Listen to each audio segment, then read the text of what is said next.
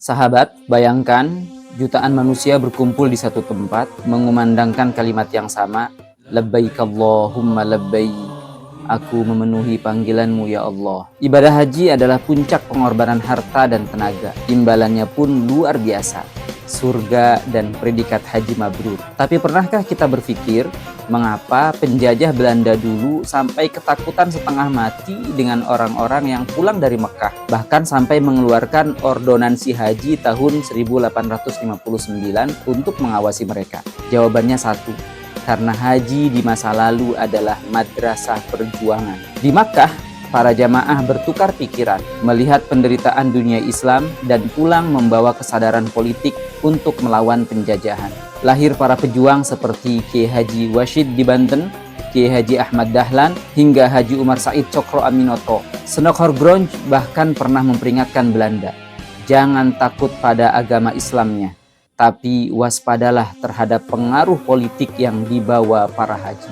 Tapi lihat realitas hari ini, di Tanah Suci membicarakan nasib politik umat Islam seperti genosida di Gaza, penindasan di Uighur atau Libanon, justru dilarang keras dan diancam sanksi. Haji seolah dikerdilkan hanya menjadi ritual individu yang kering dari semangat pembelaan umat. Imam Hasan Al-Basri dan Imam Al-Ghazali sepakat, tanda haji mabrur itu adalah ketika seseorang pulang dalam keadaan zuhud pada dunia, mencintai akhirat, dan perilakunya menjadi lebih baik. Lalu bagaimana kita menjelaskan fenomena hari ini? Begitu banyak orang menangis di depan Ka'bah memohon ampunan, tapi sepulang ke tanah air, hukum Allah justru dicampakkan. Pola pikirnya tidak berubah, orientasi hidupnya tetap kekuasaan duniawi. Saat berhaji, kita totalitas meniru manasik Nabi Muhammad SAW. Kita tidak pakai cara lain, tapi anehnya dalam urusan politik, ekonomi, dan bernegara, kita malah bangga meniru sistem kapitalisme Adam Smith atau demokrasi sekuler ala Montesquieu.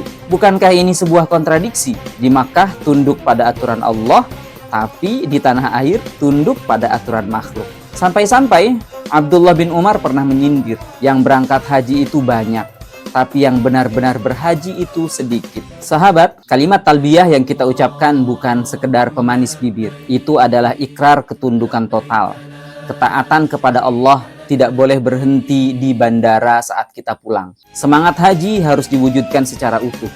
Jiwa yang mabrur tidak akan tinggal diam melihat hukum Allah dipinggirkan. Mereka akan bergerak, mengedukasi umat, dan memperjuangkan agar syariat Islam tegak secara kafah di segala lini kehidupan, mulai dari keluarga hingga institusi negara. Sebab tanda diterimanya ibadah kita adalah saat kita pulang menjadi pribadi yang lebih baik dan tidak lagi kembali mengulangi kemaksiatan sistem. Mari jadikan spirit talbiyah sebagai awal perubahan. Barakallahu fikum.